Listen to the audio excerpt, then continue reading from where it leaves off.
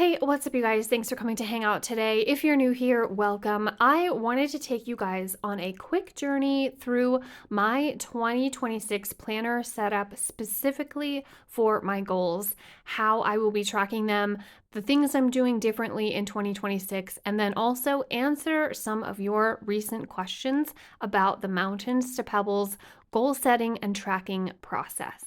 Okay, so really quick, if you're interested, my Hobonichi 2026 setup is already up on the channel. I will try to remember to link it for you down in the description, but there's been a lot of chatter in the comment section of that video, and I absolutely love it. So many of you were inspired, encouraged, and even a little bit afraid for me for one of my huge goals that's in the back of this Hobonichi for 2026. I thought it was important to dive into that just a little bit more to share with you guys how I'm going at my goals a bit differently from 2026, what I learned from having mostly incomplete goals in 2024 and in 2025, and how I intend to, adjust and fix that in 2026.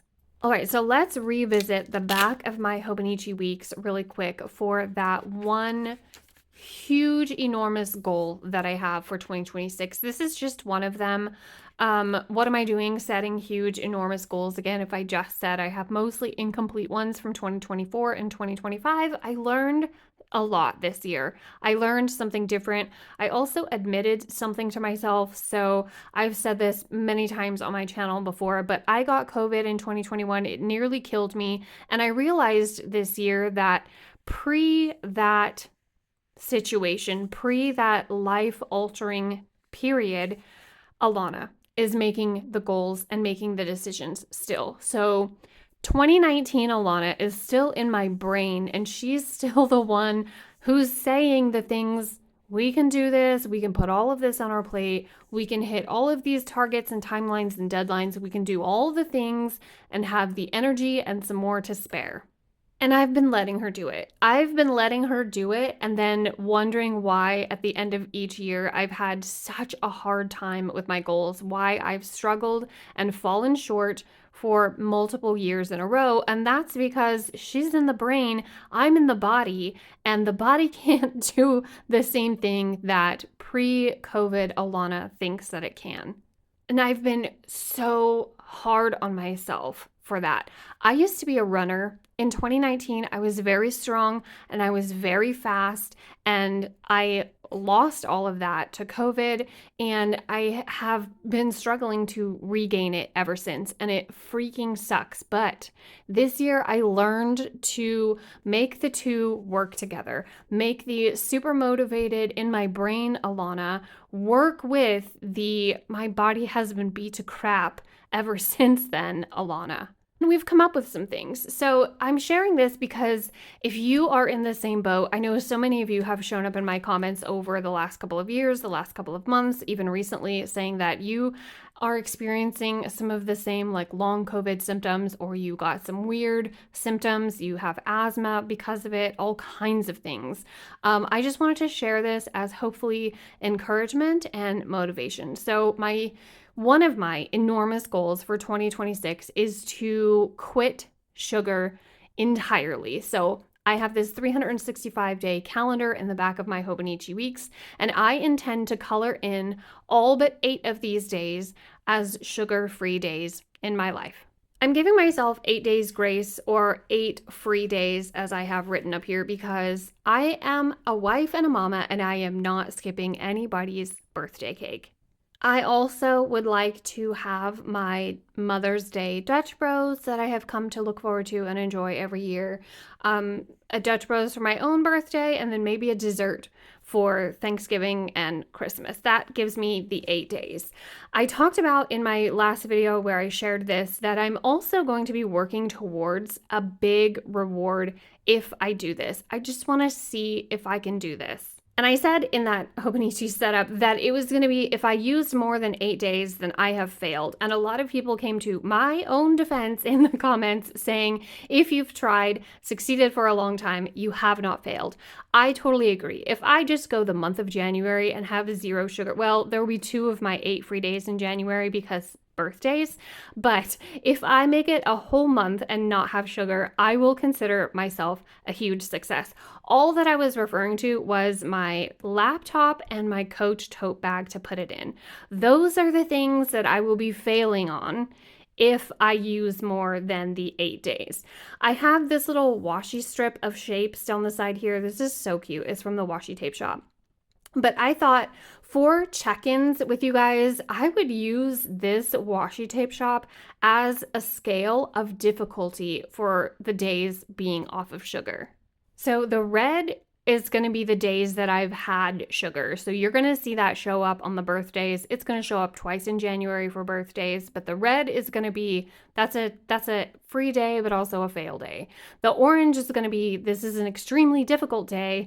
The purple is going to be kind of hard, but I'm okay. And then the blue is going to be easy breezy. It's not. It's so all of these are going to be levels of difficulty, but blue will be the least awful. And I'm hoping that as I get down here toward the end of the year, toward the end of the 365 days without sugar, that we're going to have a block of blue, that it's just going to be so much easier for me. And no, I won't consider myself a failure if I have extra red days on here. I just will be failing at this. This is a challenge. It's the point of a challenge. And you know, in order to win or earn this, I have to have 8 days or less of red on here. If I have more than that, I don't get this, but I'm still a success for trying and succeeding, hopefully most of the time. So this is one way I am going to be tracking and going after my goals in 2026. So hopefully that zero sugar, or at least a massive cutback on sugar, is going to be one huge thing that helps the super goal-oriented, motivated, strong Alana living in the brain come together with the Alana who's living in the body and not as successful. I also have like workout routine, fresh air, vitamins, water, that sort of thing on that to-do list to go along with the health goals as well, but we'll talk about that in a little bit. Right now, I'm going to share with you guys my major setup in this planner for 2026 goals that are not the sugar related, all of my other huge, enormous goals. So here she is. I will give you a minute to take in the color on these pages. This is very unusual for me. I am a black and grayscale and nature neutral colored girly, but I'm going for something different in 2026. So I am in an Erin Condren dot grid notebook as my own DIY homemade planner. So that's why this is going to be on a spread that doesn't look like anything that's already in a pre-purchased, pre-made planner. I do this on the dot grid pages. This page, however, did come with the notebook. I just added a little bit of decoration to make it match and be cohesive with my goals for the year. So as you can see, I have broken this down on a quarterly basis. And I have this coordinated to my Hobonichi Weeks, where I will be also tracking my goals. So we've talked a lot about my Mountains to Pebbles process that I created for myself back in 2020 here on this channel. But essentially, it's taking your big mountainous goal and you sort of work backwards to break it down. You have your mountain, then you need your boulder, then you need your big rocks, then you need your smaller rocks, then you need your pebbles. Or however you want to break it down. If your big mountainous goal is something that you want to achieve in the next 5 years, then your breakdown process is going to look a little bit differently. I personally like to set a big mountainous goal for myself for 1 year. And then, of course, I still have 5-year, 10-year goals as well. But I set a big mountain goal for 1 year that is sort of like a broken off. Picture it as a mountain range. My 5-year and 10-year goal plan is a mountain range. And I'm just snapping off one of those mountains for 1 year. And then I am breaking down pieces of that mountain quarterly, and then monthly, and then weekly, and then on a daily basis. So your pebbles are essentially little tiny low energy or high energy, depending on where you're at, effort toward your big goal. But it's just carrying off a pebble or two on a daily basis to move that mountain. Now, here's where a couple of people have gotten confused in the comments and chatting with me about mountains to pebbles before. I've had a lot of people say to me, well, my pebbles are doing the laundry, washing the dishes, sweeping the floor every single day. And if your big mountainous goal for the year is have a super clean, organized, well-maintained home by the end of the year, then sure, that would be your pebbles. But if your big mountainous goal is to write a novel, for example, then your pebbles would be daily word count, not doing the laundry, washing the dishes, sweeping the floors. I like to keep track of my pebbles and my daily and weekly effort toward my goal because I overplan, and I, again, working with brain Alana, who thinks that so much more can get done because she still thinks we're in 2019. So if I'm just telling myself, okay, this quarter I want to write Act 1 in my novel, and I just say that and I just leave it at that, and I'm not keeping track of my monthly goals, my weekly goals, and my daily pebbles, then I'm going to be scrambling and wondering what the heck happened come mid-March. So in the Erin Condren planner is where I will be writing out that quarterly goal, and then each month I will be writing out my monthly goals. I'm only going to set them 1 or 2 months ahead to see where I'm at. Maybe if I catch up, maybe if I'm doing better than I thought, I will have, if I'm writing them out early on, if I write them right now in December for the entire year, I might get to June and realize I already got June's goals done back in May or at the end of April, and what's written on here is now unnecessary. So I'm only going to do them a month at a time to begin with, until probably that last quarter of the year. So as you can see, the last quarter of the year is not on here. It has its own page along with some thoughts. So the last quarter of the year, it's still set up just like that other page, but these are October and November, hopefully and historically, are big writing months for me.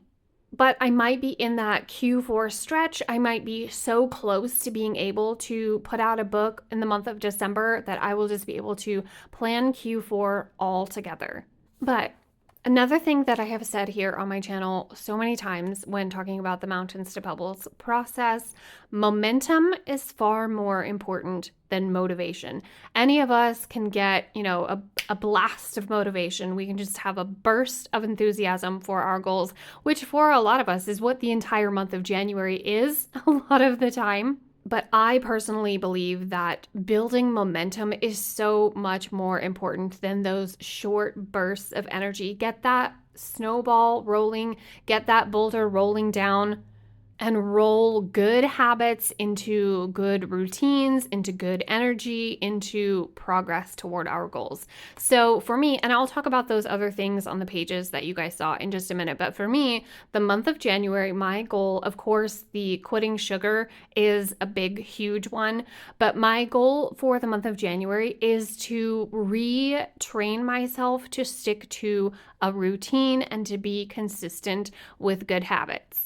I need to let go of the fact that current Alana, in the body that she's in, cannot get up at 5 a.m. So I am not even going to put that on my list. I'm not going to try to force that as part of my routine.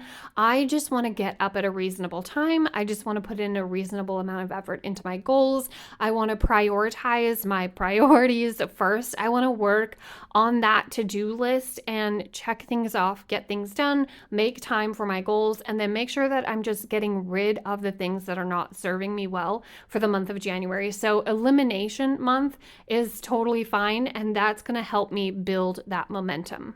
Rather than trying to get up at 5 a.m., trying to go for a jog when I already know that I can't breathe, I'm going to get up at a reasonable time. I'm going to take a leisurely walk, and I'm going to be kind to myself and hopefully build up good habits and gain a little bit of strength more and more and more each day.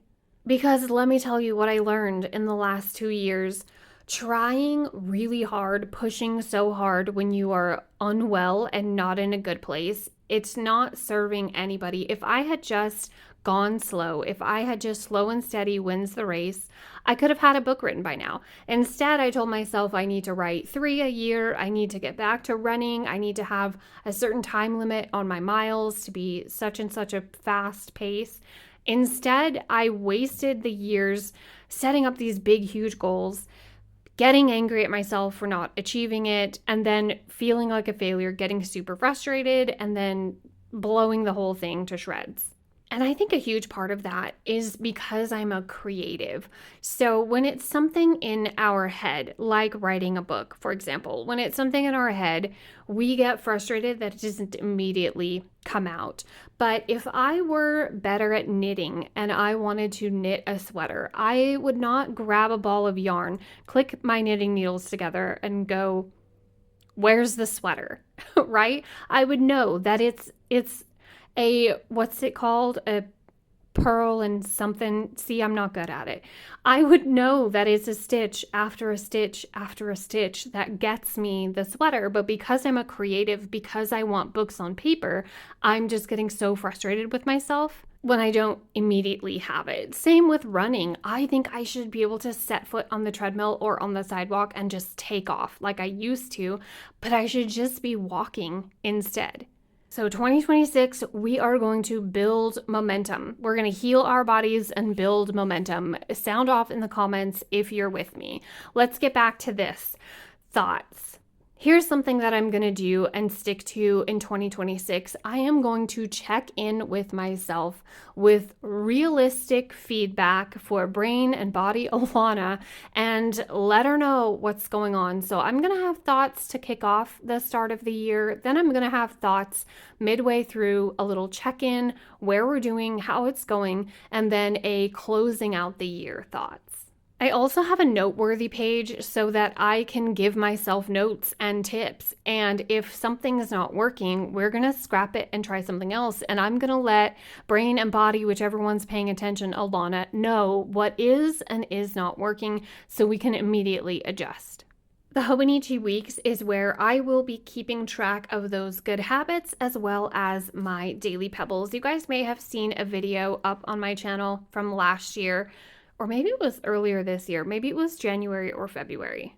The video has gotten thousands and thousands and thousands of views. I talked about it being the best setup ever, where I had an Erin Condren weekly layout with notes and checklists and to-dos, and then I had a daily passion planner.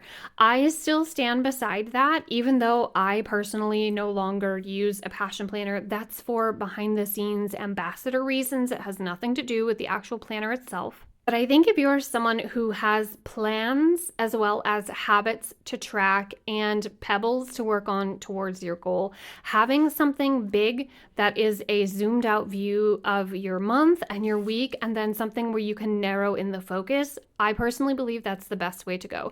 I know there are some people out there who think if you have a weekly planner, you don't need a daily planner, especially if you don't have a ton of plans.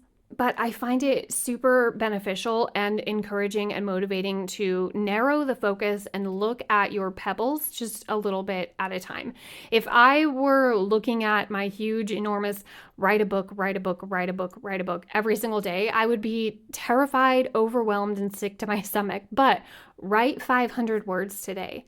Write 1,000 words today. Write a chapter this month. That's something that I can do. Those are things that I can chew on as far as my goals go. Now, yes, I realize I do have a week's planner here. This is weeks, and this is going to be a weekly planner as well. But the stuff that's going on the days in here are just going to be specific to my goals and my habits. Plus journaling and focusing on gratitude and good things. I also have my page for my word of the year in here. My Hobonichi Weeks, as well as some portions of this Erin Condren planner, are going to be constantly calling back to my word of the year. I choose a word of the year that demands I take action toward it of some kind. It's personally for me not beneficial to have just a fun word. I like to have a word that requires something of me and ways to call me back to it throughout the year. Also, I should say I am planning for who I am now and what I am capable of now, and that's why I'm going to be planning just 1 month at a time. And then hopefully I will be able to build on that momentum. But right now, we should be looking at our schedules, our calendars, what we know we have coming up, and what we know we are currently capable of, and planning for that in the first quarter. I am definitely not telling myself, or I'm not allowing brain Alana to tell me that we're going to have a book written by the end of the first quarter. If we do, fantastic. But right now, my plan is to just write words, to just have not easy, but an achievable and realistic word count goal for my days. And then I'm just planning to build momentum off of that. Anything extra is going to be great. That's going to be a bonus, and we'll build momentum and excitement off of that as well. But right now, I'm planning for January, like I said, and I'm planning to just get good habits and stick to a routine. As of right now, I'm not going to be sharing what those goals are for 2026 outside of the sugar. I will check in with you guys on the sugar. I know some of you intend to do it with me, or at least cut back as much as possible. So I'm going to share with you guys my progress on that. I really want to come back to you this time next year and be like, here's my bag, here's my laptop. I did it. I went a whole entire year without sugar.